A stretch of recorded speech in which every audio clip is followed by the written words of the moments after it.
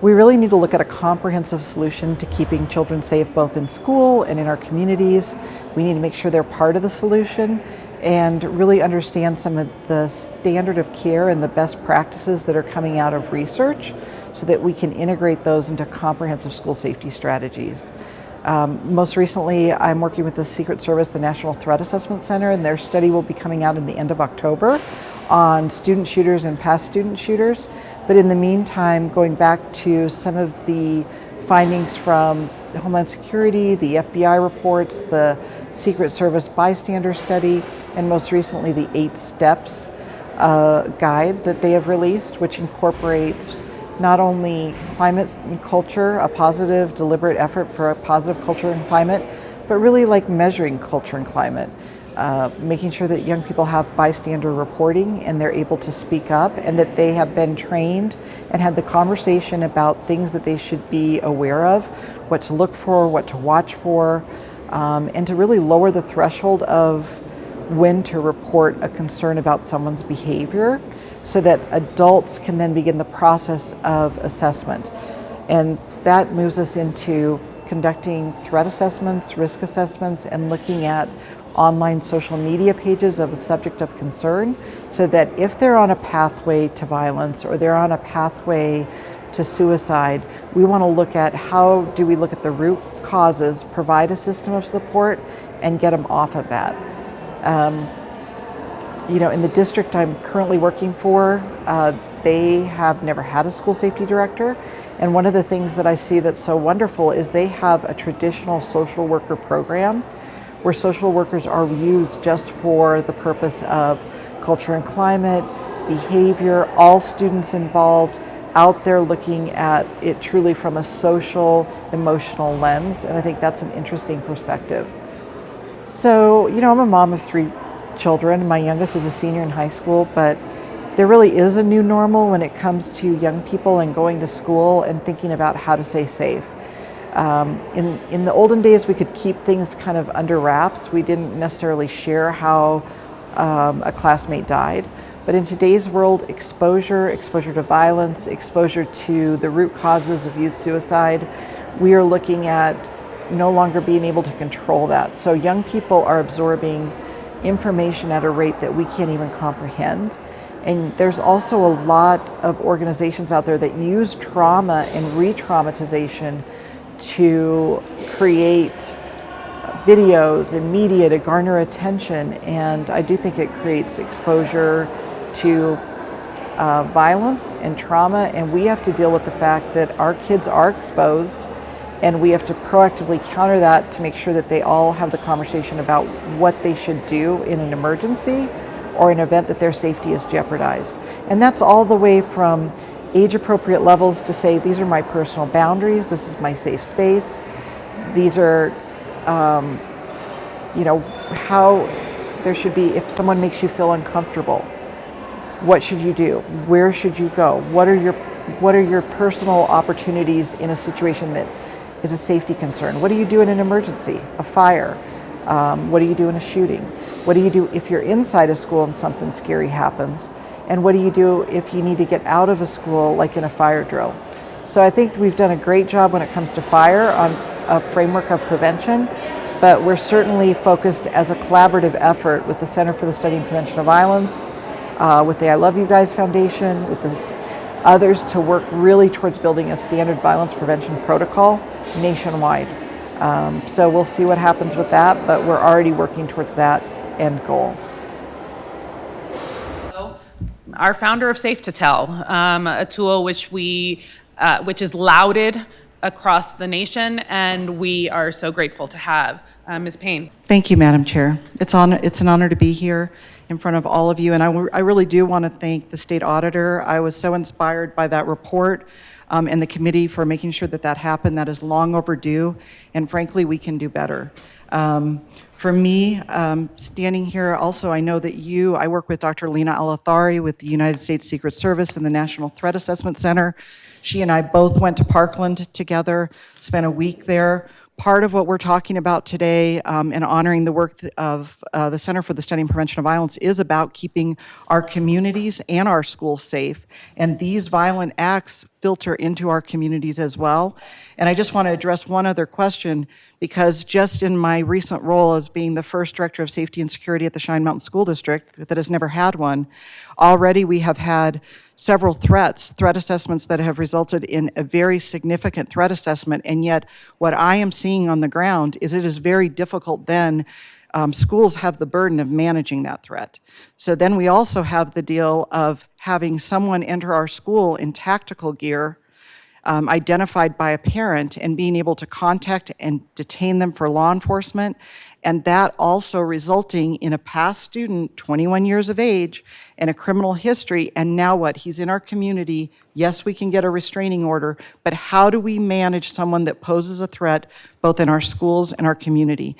So I just wanted to open with that. I would say that for me, there was the opportunity to stand on the sidelines at the STEM shooting, and I did have a presentation, but I thought in the interest of time, we can do that later. I just thought I would relay that standing there and watching the response at the tragedy at STEM really reminded me of going back 20 years to the tragedy at Columbine and watching the boy in the window come out of that window, Patrick Ireland, so that he could get himself medical care.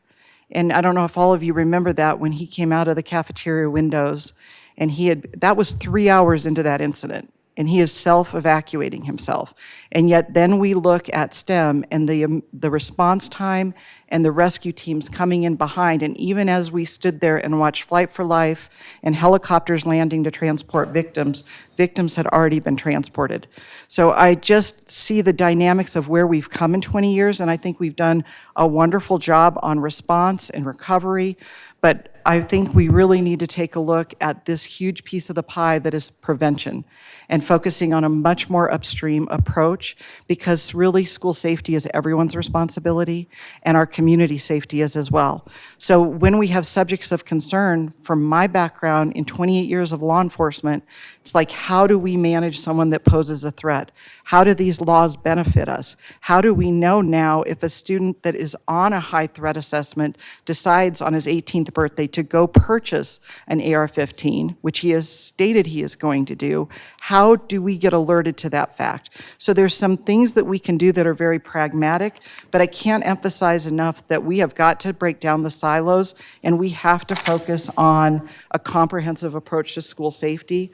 I had the honor of speaking at the DHS roundtables in Washington, D.C., and being the keynote there, bringing key stakeholders from all over the country. And I will say that in the PowerPoint, I wanted to show you that they're looking at the same thing. One clearinghouse for a comprehensive approach on the federal level, because part of what the issue was is each agency is doing something different. You're seeing 190 federal reports, which many of us have perused and had for bedtime reading. How do we take what is the research and what is the best practice and take a modern day approach? So moving a little forward up is social emotional. For me, it comes down to behaviors. We can use words like suicide, and we can use words like bullying. But when we come down to anxiety, disappointment, failure, or loss, all of our children are going to experience those things. It doesn't matter what school we send them to, where they go, and how are we making sure from an upstream approach we're investing in programs that help them with those social emotional efforts, and how to manage the feelings that they have, and how do we have, after Columbine, we had this program called Life Skills. Life Skills was a blueprint level evidence-based program that was really starting to ramp up and be pretty universally throughout Colorado. And that is to me, it's very difficult to even find that.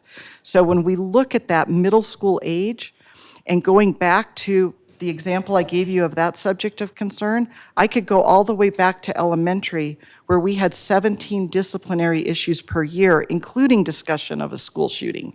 So you can go through these categories and you can see these behaviors of concern even in the Ohio shooting. They're like, how does somebody do the shooting that was a subject of a threat assessment, that had a hit list, that had a rape list? Those behavioral concerns do not transfer with academic records. So when you get an academic record transfer, we don't always get what's the safety plan for the student. How do we provide a system of support? Has this student been the subject of a risk assessment for suicide? Has this subject been a part of a threat assessment? I also want to move into the fact that I'm a mom of 3 children. So number one job for me is being a parent, being a community member. I've had the great opportunity to be law enforcement at the local level, at the state special agent, work on federal task forces. But it does come down to what are the new social norms of children? Anyone in this room that is listening to this should be on Snapchat.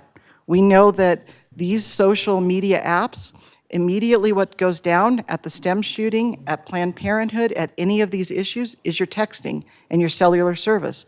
So we see young people being able to send social media posts, but that is now part of their NASLEO's hierarchy of need. If they don't have Wi-Fi or battery life, we're in trouble as parents. You can try to take them to the Bahamas and say, you're not gonna have cell phone service, but they're gonna have a friend with their password and their account information to maintain their information and to make sure that they can still maintain their threads.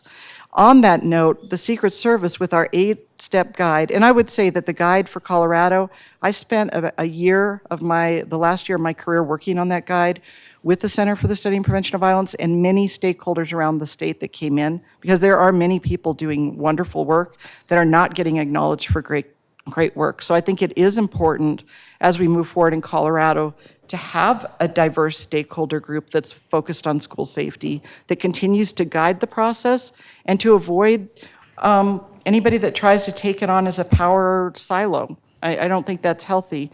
Along those lines, within the Secret Service guide released after Parkland, really the one addition on the guide that was released after Columbine, the big addition was digital threat assessment, and it's often confused with social media monitoring. Social media monitoring, that's something that you can do. It's just kind of seeing what things are transpiring. But when you have a subject of concern and you are doing a threat assessment or a risk assessment, some of these threat and risk assessment tools are very outdated. So we have to add, what is the questioning of a student to determine what is your username? Who are your 5 top friends? How do we then look at what they are doing on the web, both the dark web and the social media web, to ascertain, what kind of threat do they actually pose? Are they posing pictures that are biased or hate-related or about weapons or violence? That's part of what we're looking at, and that's really the more comprehensive approach, and that's the standard of care coming down from the federal government or from the Secret Service National Threat Assessment Center. As I move forward, I think we do have a lot of hurting kids, and I do think our kids are in crisis. I think schools are doing a lot to identify kids that are on a pathway to violence. And I do want you to know that we can prevent these tragedies. Because if we can identify early young people on a pathway to violence and that we can intercept that and get them a system of support and determine the root causes of what's going on, we can prevent either a suicide or a violent act or a tragedy, because we really need to get them that system of support. Where there becomes another vulnerability, however, is you're very reliant on your law enforcement partners. And there is a lack of accountability. So whose job is it? So when we're doing a threat assessment or someone poses a risk, who's making sure that we're doing that criminal history? Who's following up with that search warrant of a cellular device? Where are we going with this to say, are there lethal means in this person's possession? Who's the one that's accountable for that? And that's part of, we have to do this in partnership and collaboration. One of the other gaps that I would say is that since Columbine, Ken Salazar, the Attorney General at the time, and many of the legal team around the state worked on an interagency agreement that was part of the Colorado School Safety Act. I don't think in Colorado we can even say who has emergency plans. I don't think we can say who has armed security, who has threat assessment teams. What are they trained in? Which tool are they using? What are the gaps? So when we address those gaps, we have to look at, there has to be some accountability and there has to be consistency. because without some consistency, we have chaos, and we then can't do the best that we can do for our kids, for our children, for our schools, and within our communities. One of the greatest benefits of Safe to Tell that still remains unmeasured, and we have now implemented that framework in 15 other states. It's unfortunate that they couldn't use the name Safe to Tell. I think that is really unfortunate, and it's not a decision I would have made. But I would say one of the greatest benefits is that we can share information between law enforcement and schools on a daily basis. There is also room for improvement in our method of making it safe to tell for children.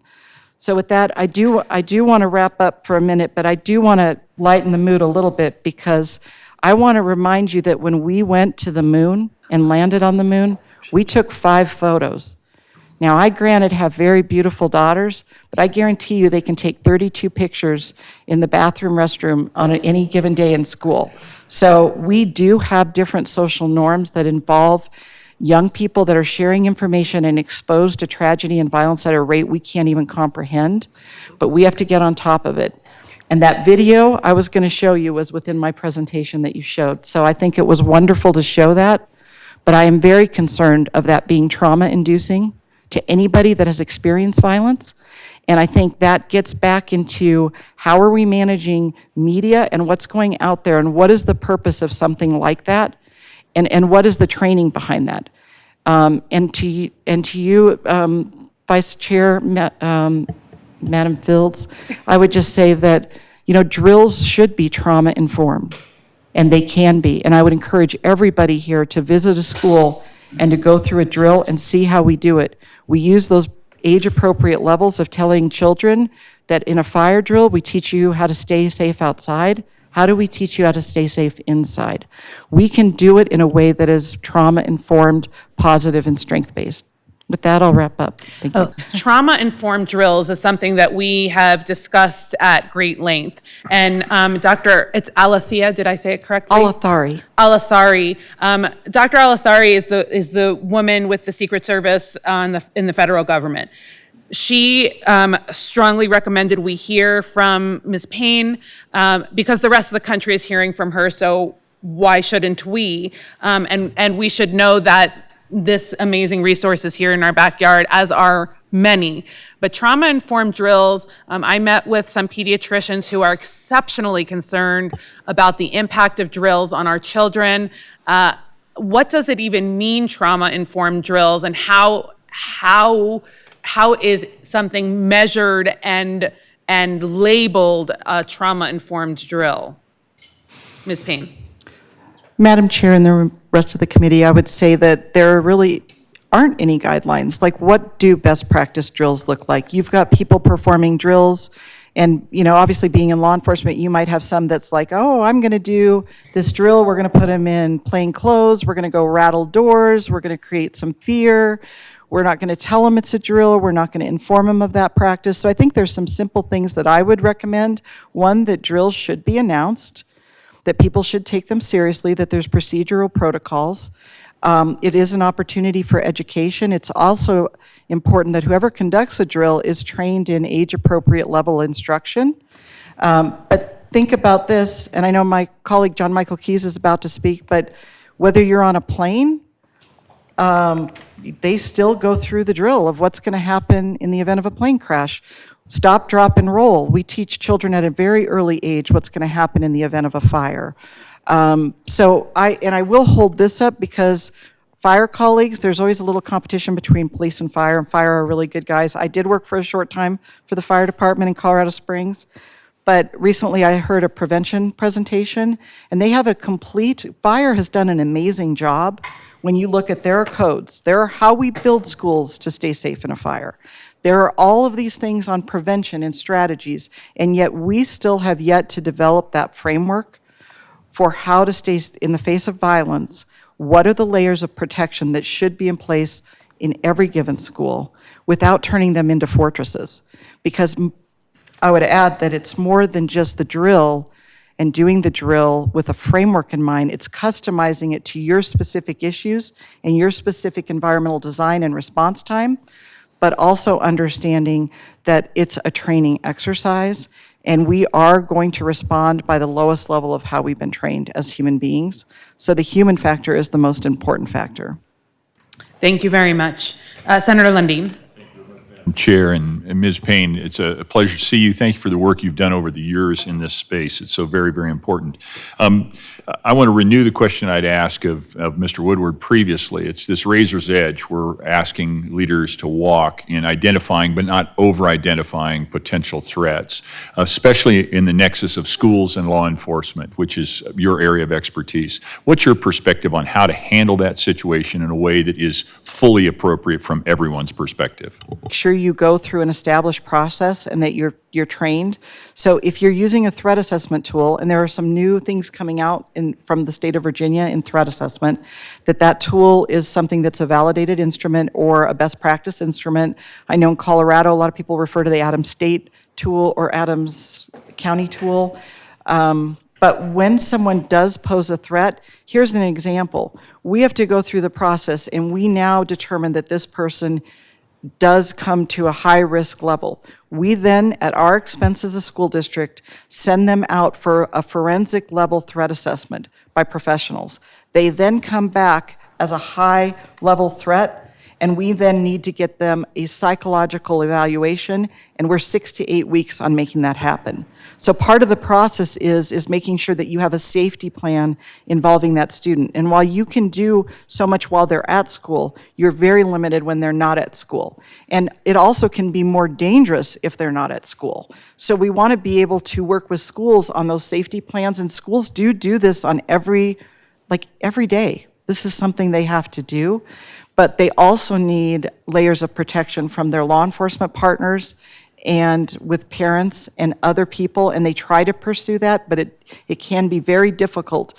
To me, what I see is that it's a little bit frightening on how well we can manage someone that poses a threat. They still continue to be a threat, but we can also be very successful as time goes on if we can really have the resources to get them the social emotional support they need, identify the root causes of those behaviors, and really get them off that pathway to violence. So ultimately, I would say I've seen hope that these things can be done, but I just feel like there's a little bit of inconsistency, and there is so much burden on schools trying to do this. They didn't go to school to protect and educate. And so we have to give them the professional development on the protection side, and we have to integrate that with the social, emotional, and mental health side. Thank you. Thank you very much. Representative Beckman. Thank you, Madam Chair, and thank you, Ms. Payne, for being here. These school shooters, they all have been identified. They all have acted out and made violent threats at school over and over and over again. My concern is that we have such a high tolerance in the education system for this behavior compared to like workforce. If I am working in a government office and managing 19-year-olds, and they start saying they're going to kill other employees more than once, they're terminated, extra security is brought in, you might send them to some additional health care, but you get them out of the office. It's not oh, well, don't do that next week. There's no, if you're walking around saying you're going to kill other employees, there is a way to remove that person. It seems like in the school system that we just have a very high tolerance for that. And I wonder if that high tolerance doesn't spread into other things like bullying. In the workplace, if I'm managing 18 and 19 years old, if they're bullying people and I allow it to continue to happen, I have significant lawsuits coming my way. We don't, in the workplace, the laws are written to where there's no tolerance.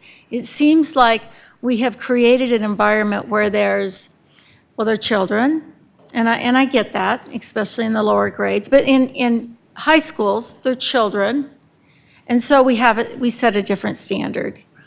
And I'm just concerned that the hoops that we go through and the high tolerance has led us to this where we are not protecting our children, where we are not.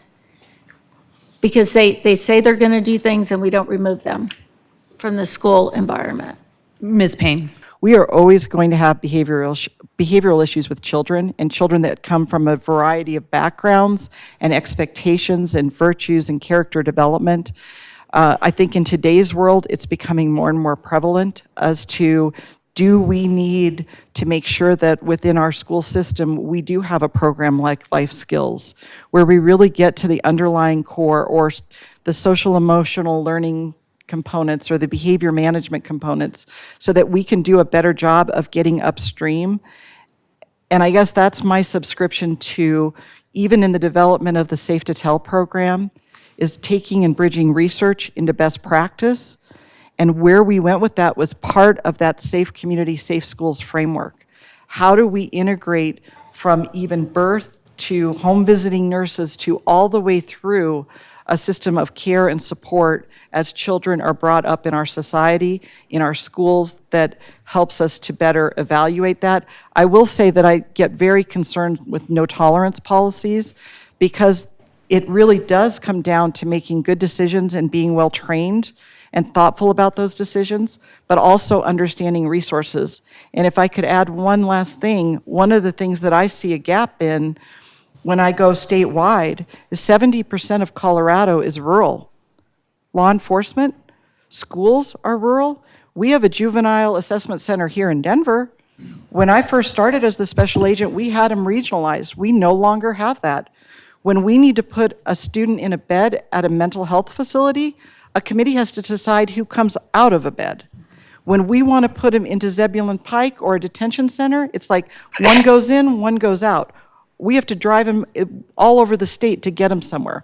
So I think there's a lack of resources when we do identify someone that is of a great concern in getting them into a program that can really keep them monitored 24 hours a day, 7 days a week. Thank you so much, Ms. Payne. Madam Vice Chair.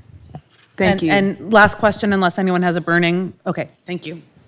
Thank you, Madam Chair. And I just want to address a comment that my peer mentioned in reference to schools not stepping up as it relates to disciplining or addressing violence in their schools. I represent a school district and many principals, and they want their schools to be safe. And there are policies that are currently in place to deal with violence in schools. So I don't believe that our building leaders or our teachers are not addressing these areas when they're confronted with them, because it has a tremendous impact on the school climate, the community, and so I don't think that they're ignoring it. But your question as it relates to when someone's known to be a threat, so that was a comment. But this is my question. When you mentioned that there's a critical gap in reference to when a student is known to be a threat and they still get to come back to school. And I don't know what evidence that you have to support that. If you can talk a little bit more about that, because that's kind of a critical point. If we know someone's a threat and they're still coming to school, I would like to get a little bit more information on that. And then also my comment as it relates to active shooter drills or the lockdown drills.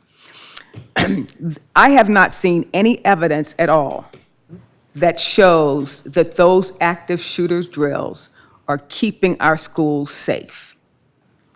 And so I'm not quite sure. I think we should have drills. You see it for fire drills and airplanes. But why are we teaching, this is a comment, so you don't have to respond to this, but to teach our kids that they need to run, hide, and fight is the scenario, that's the common practice, run, hide, and fight. And so what they're doing is they do announce it. The principal, someone announced it's going to be an active shooter drill or whatever they call a lockdown drill. The teacher then facilitates, okay, let's put chairs and tables against the door. And after they do that, they run to a corner, they hide. And while they're hiding, the teacher says, get something to fight back with. And so they pick up a pencil, a shoe, a book, I don't know what they're picking up. And let's say the active shooter drill is able to get in that classroom. We're asking them to fight with a shoe against an AR-15. I just think that's highly inappropriate to ask a third grader to fight someone that has an AR-15 or any kind of weapon. So I believe that we need drills, but the model that's currently in place to run, hide, and fight, especially after the STEM shooting, we had a young man that tried to fight. He lost his life. So I'm not quite sure that's the kind of message that we need to be telling our kids. When someone has a gun, you fight. So my comment.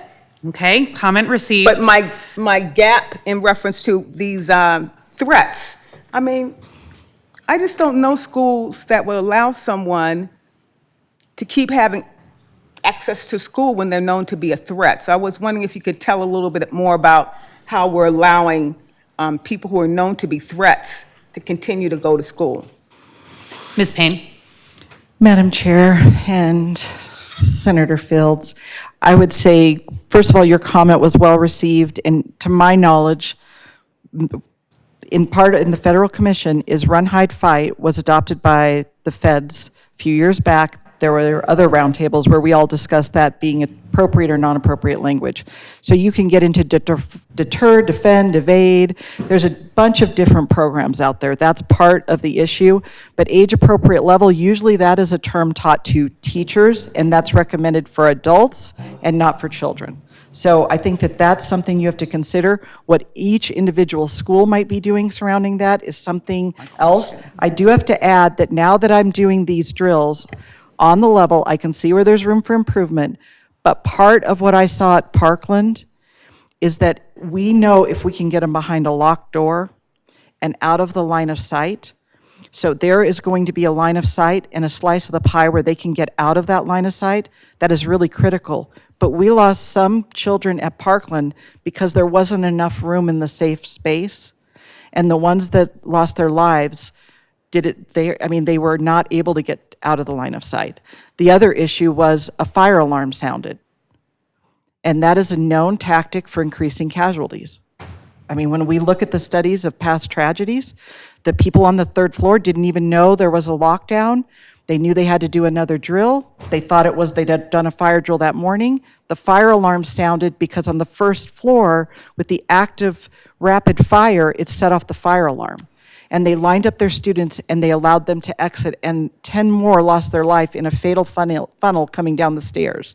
So it is really important that we know, when do you pause, situational awareness, and put some practical things to the drills that we do. So that's my little rant. On threat management, here's what I'm seeing in schools. I think schools are taking the brunt of this responsibility, and they're doing an amazing job, truly. I watch what they do on every given day around this state and in other states, and now being on the ground, they are doing students that check in, they do searches, they put them on safety plans, they get a mental health treatment at their expense. There are limitations, and that's going to be probably a much longer conversation, but I would encourage you to have it. I would encourage you to come and watch a drill and see the difference between having I'd rather not disclose some of the safety strategies, environmental design strategies that we can use, but I would encourage you to come out and do that just like Congress did after Parkland. As far as the threat management, I think that's one of the pieces that we struggle with, because often people do that threat assessment, but they haven't actually looked at worrisome online behavior. And how good are our analytics? I'm not talking about police officers doing it. This is without a search warrant. These are open records that are available to us that if we can access and monitor, we can do a better job or find out. So I think that adding that layer of that digital assessment and understanding the difference between that and sometimes what vendors are selling as social media monitoring are two very different things. Mm-hmm. Yeah, so much more to address here. Representative Herod had a quick question, so we'll invite her to ask that. Representative Herod. Thank you, Madam Chair. And find the committee that after Columbine, a lot of states went to the zero tolerance route. And what we found was that zero tolerance disproportionately and hugely disproportionately affected kids of color, LGBT kids, and low-income kids, and did not have an impact on the mass shooting epidemic that we find in our schools today. And so I want to caution us about talking about zero tolerance policies as a blanket type of policy and remind us that those actually have not had an impact on what we're working on with this committee right now. So when you look at zero tolerance policies and who they affected, Black students, brown students, LGBT students, low-income students. That is not the demographic of the student that we are trying to ensure that our schools are safe. I mean, that's by and large, the disproportionate impact does not reflect what we've seen in these mass shootings recently. And I want to make sure that that's really clear. And so what I ask of you today, and I want to talk to you about, is that to talk a little bit more about zero tolerance policies and if they will actually have an impact on the issue that we are addressing here today. The other thing that I want to note is that while yes, we have seen, and I do agree that school districts have been facing the brunt of this, and I will also say that society has not yet found an answer of how we can adequately, I think, address this issue, which is why I commend this committee and Madam Chair's leadership to really looking at how we can tackle this issue. I'm not sure that a suspension would have worked either. If that child was suspended, I'm not sure that would have worked to keep that school safe. And so I want you to address that maybe a little more directly as well. If there's any data around that, the use of suspensions and expulsions, and then and what we're finding with these mass shootings, and then the use of zero tolerance policies and what we're finding with these mass shootings in our schools. A steak knife in their lunch that was packed and expelled from school, or a pocket knife. Zero tolerance policies are not the answer, and we have not seen them effectively. And really, with the Secret Service and my work with Dr. Alathari and the Center for the Study and Prevention of Violence, you still have to have a team of professionally developed adults that understand what their options are. And in the case that I'm talking about, I've seen incredible heroic lengths to say, we are not suspending this student, we are not going there because we want them in school. We want to have a safety plan, and our job is to get them on a healthier, successful pathway, and to get them off that pathway, and to find out what are the root causes of why they're in the position they're in. But that takes services, and that is a pretty robust effort. And I just say we need to be mindful of that, because our children are growing up to be our future citizens. And so that investment is something we need to be thinking about. There are other states that have done some incredible work surrounding some of the blueprint level programs. And it's just kind of, where are we going and getting upstream, and how do we start working more strategically, just like a business has to operate. And we may need to consider having a nonprofit arm, having other people part of that picture, making sure that we have key stakeholders. I get concerned, this committee, you are going to invest a lot of time in understanding these issues. And will this committee go on? Or will this committee evolve into a school safety committee for the state of Colorado with maybe other experts assigned to it, just like we do at the federal level? I think it's something to be mindful of. This isn't a one and done deal. This is going to be a marathon, not a sprint. But I would love to have some goals for the following 1 year out, 3 years out, 5 years out, and beyond our time being leaders in our communities, or you being leaders for the state of Colorado. Thank you so much, Ms. Payne. I want to talk about another Safe to Tell bill that was requested of us, and would like to hear the thoughts of the committee. And that is regarding misuse of the program, and how do we hold people accountable who misuse the program. How do we feel about putting forward some drafting around that? Representative Van Winkle. Thank you, Madam Chair. And it's just something that I know it is a problem. It is roughly 2 to 3%, or maybe more, maybe 4% of the texts that come in are either malicious or just don't belong in that setting. However, I know we just need to be very careful and thoughtful when it comes to that subject, because we don't want to scare people away or keep Right, anyone agreed. from texting, because Agreed. it has saved lives. Senator Gardner. In line with what Representative Van Winkle said, I recall the legislation and the legislative discussion we had around, for lack of a better word, sort of immunity for using Safe to Tell. And kind of struggling with the proponents at the time who insisted that we have a system like we do now. So when I heard the testimony last meeting that we really have to change all of that, pardon me if I was a little bit bemused at the very least. I'm okay with drafting it and talking about it. I don't know where we end up on it. I think we have to be very careful, but clearly the discussion is back around. But what I'm saying is, we had that discussion once, and that was where we came out, and now people are back going, some of the same people, some of the same people who wanted it one way now want it the other way, and I'm like, okay, let's figure this out. And maybe that's just the nature of the legislative That's process. excellent institutional knowledge, though, and I think important for the future conversation. Senator Fields. Thank you, Madam Chair. And I kind of agree. I don't want to chill or mute, as the senator mentioned, any child person who wants to share a concern. And to make it punitive may cause doubt and hesitation because it's someone's perception in reference to what they're reporting on. And then they may be thinking that they're doing the right thing, and then they're caught up. I'm just going to say, well, it's a misdemeanor, whatever it is. I don't know what the penalty is going to be, but it seems like the numbers aren't that great for us to try to come up with some kind of law enforcement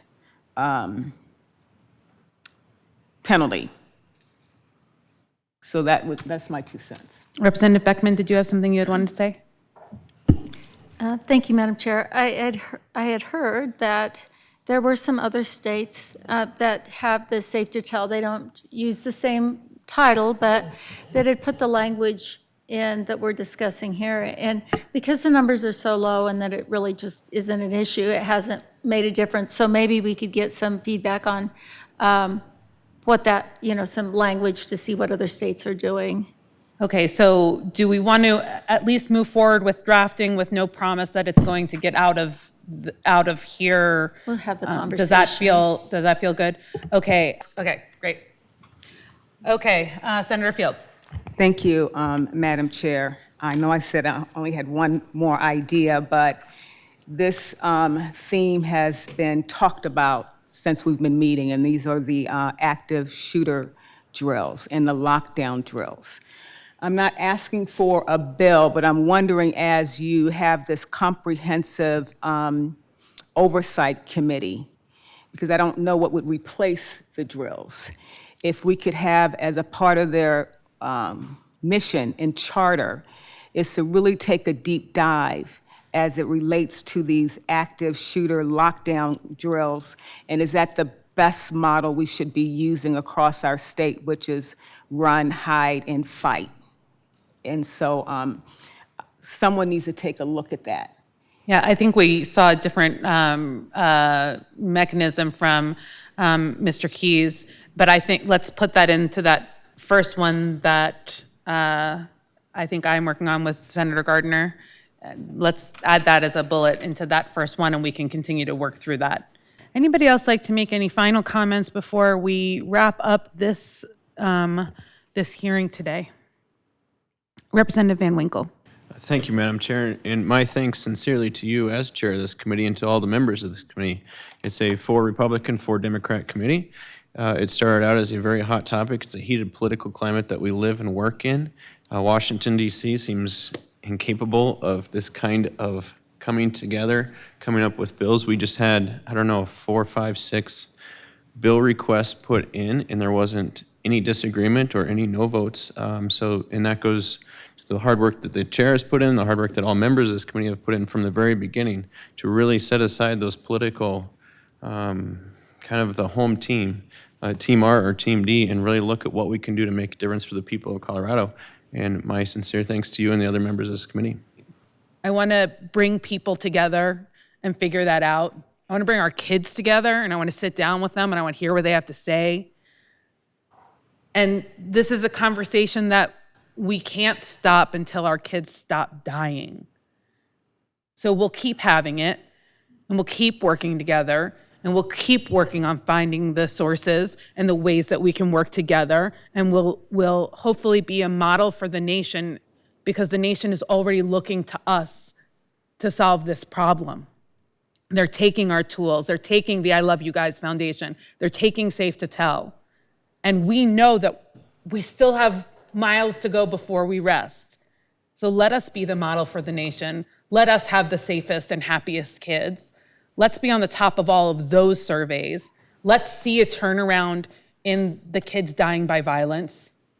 We can do that. With all of you, we can do that. So I thank you. I hope you have a restful weekend. We won't. We have all this legislation work to do. Sorry, Mr. Dorr. Sorry, Mr. Immel. But the rest of you, go home, rest. It's good. Thank you. We are adjourned for today, and we'll see you on the 31st of October.